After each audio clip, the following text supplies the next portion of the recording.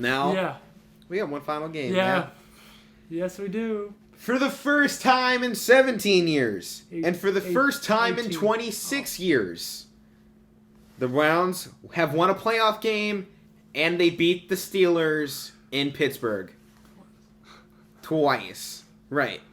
Well, they didn't beat them twice. No, they beat the Steelers twice. I was saying they haven't beaten the Steelers twice in Pittsburgh in 17 years. Yeah, they haven't beat the Steelers twice in a season. And who knows how long, right. They haven't won the playoff game since 94. Baker Mayfield wasn't born yet. The game was incredible. Nobody saw that coming. Twitter was going crazy. The broadcasters were losing their mind. This is what it was. The last time the Browns won a playoff game, Billy B was their head coach. Dumb and Dumber was the number one movie. Oh. On Bended Knee was the number one song. The Simpson trial was 3 weeks away. Baker was not born yet. Seinfeld was the number one show. Waterfalls wins the video of the year. And I don't even know this toy. Pogs were the number one toy. Right. Have you even heard of those? I've heard of them. I don't know what they are. Me either. Let's show our age here. We're too young to remember that. We're younger than Baker Mayfield. Yeah. I mean, the crazy. We'll talk about the game in a second, but just the statistical relevance of the game itself. Since '94, it was only their second appearance since then in the playoffs. They finally had the winning season they wanted. Yeah. 2 wins against the Steelers. Set a record for most playoff points in the first quarter of a playoff game at 28. I mean, it's fantastic performance statistically, and take that, Juju Smith-Schuster. Yeah. Corvette ran out of gas, broke down on the side of the road, flat tire, whatever you want to call it. You done, kid. Yeah. I've been talking smack on Juju all season long, and he finally has gotten what he has deserved in these past 6 games. And his mouth came back to bite him in the rear, because you saw on every single Browns Snapchat, Instagram, all the fans, it was trending on Twitter. Yeah. Browns Nation was dogging Juju Smith-Schuster on it. They were. Pittsburgh Dance on that, big man. Yeah. Pittsburgh just. They weren't even ready for this game, as you've seen from the start of that game. Your second string did better against us. Second string did better. I would comment about that, but Browns already won, so I don't have to. Yeah. So. Unless you want to start talking smack on the Browns, then I'll clap you back. I'm not going to talk smack on the Browns. That's what I thought. I don't even hate the Browns. Okay, like I'm not a Cleveland hater. I'm an Indians and Cavs fan. Okay, he hates the city of Cleveland. No, not at all. My dad was a Browns fan. If they didn't move away, I'd be sitting here with you in joy right now because we'd be Browns fans. Right, and Lamar Jackson would be our quarterback, the guy you hate. No. Yeah. No. I mean, but let's have an episode of breakdown on the podcast here.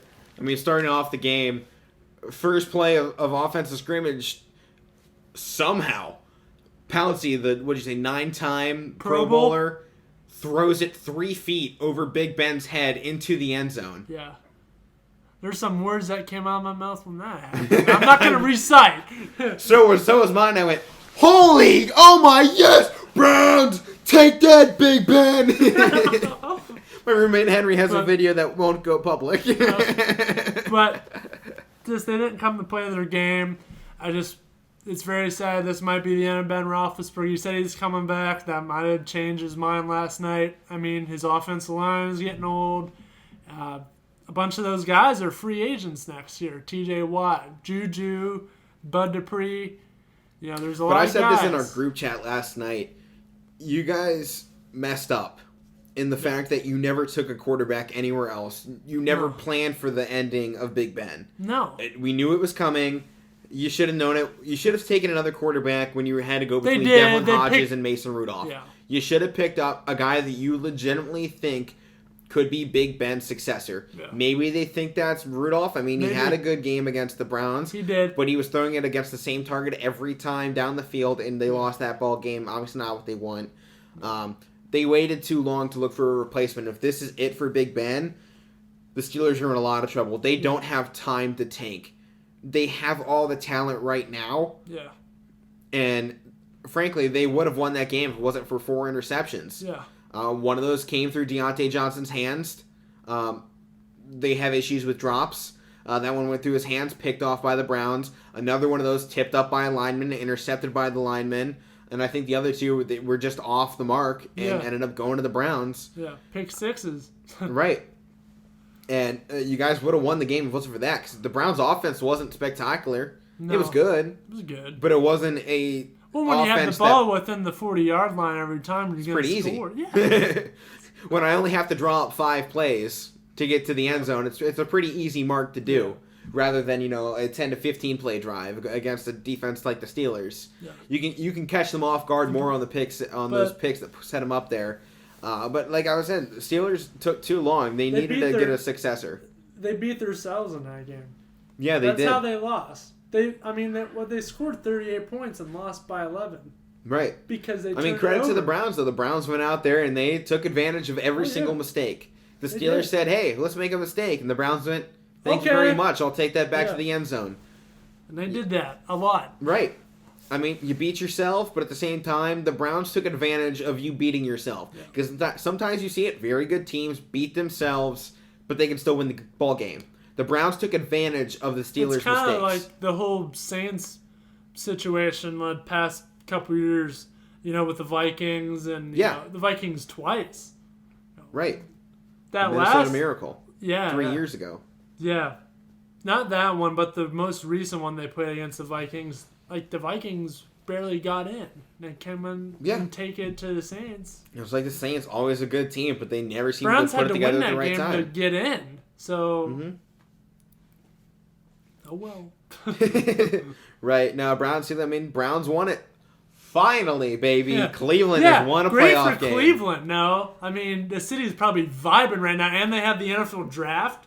Right, NFL draft is coming up here. As long as that happens in person, still kind of unsure of how that's going to fall into place. They go from 3 years ago, they were 0-16. 3 years ago, you ever think 3 years later they'd win a playoff game? Not a chance. Not a chance. I didn't think they were going to win one this year. I was like, I said this before the game, and everyone I know can attest to this. I went, whatever the outcome of this game, I'm just glad they made it. Yeah, exactly. The Browns made the playoffs. It's all we asked for. Cleveland, we said, we went 0-16. We're like, we don't expect a Super Bowl in five years. What we expect, a winning record, a playoff appearance, beat the Steelers on the road. They got that. They did all 3 of those this season. They did everything on that checklist. They sure did. With the special teams coach as our head coach. Without the offensive line coach. Playing 3 backup linemen throughout that entire game. One of which never played for the Browns. It wasn't even in practice. Baker Mayfield said, yeah, this guy walks into the huddle and I have to introduce myself. Hi, I'm Baker Mayfield. Welcome to the playoffs. Hi, I'm Baker. Welcome to the Cleveland Browns. Right. It's kind of a big game. Yeah, it's kind of a big game. It's only our first time being here since 2002. Yeah. So don't mess it up. Yeah. It's one of those surreal moments. You're like, I figured at some point in my life we'd be back in the playoffs, but I never thought it would feel like this. Being up 28-0 that first quarter, to know what it feels like to be a Browns fan where you're like, I don't feel safe that we're still going to win this game. It's 28-0, and I'm like, yeah, we need to double that, and we might be fine. The city names drives after us being bad. Yeah. We're infamous for blowing it. Yeah. The drive, the fumble. It's like the cardiac kids were literally gave you a heart attack to watch. This game gave me a heart attack to watch. I'm sitting out here alone watching it because my roommate, the Steelers fan, couldn't bear to see his team getting just murdered. So I'm sitting out here. I watched the whole game. I'm sitting out here. Away. Right. I'm sitting here alone, and I'm just like, man, for once it's not the Browns fans sitting in a life of despair. It's the team that started 11-0. From that game, from watching it, just think that's probably the last time you're gonna see Big Ben play. Or perhaps Villanueva. He's up there in age too. The picture was him and Big Ben sitting on the sideline bench. That was Pouncey. Was it Pouncey? Yeah. Oh, okay. Him and Pouncey sitting on the bench. All 3 of those guys. You don't know how much longer they're going to be in the league. They're all old. That entire line is just about at its mark. Yeah. So, and then the Browns, passing of the torch. They obviously don't have the defense of the Steelers. Well, maybe they do. 5 turnovers. Picture this. What if I told you coming into this game, Big Ben would have thrown it 60-plus times, have 4 touchdowns, 500 yards, and you lose the game because you had 5 turnovers to the Browns defense, who were without their second best defender, Denzel Ward. I wouldn't believe you. Exactly. And what if I told you the Browns were going to be winning 28-0 at the end of the first quarter? I wouldn't believe you. What if I told you the Browns were going to be up 7-0 after the first play for the Steelers? I probably believe you. Right? This was kind of the storyline your whole season, though. You guys, the first drive, you were 3-out on what? Your last 8 games? On your first drive was 3-out, and this time you were 1-out. Yeah. This has been setting up. You guys started 11-0, you finished 1-5.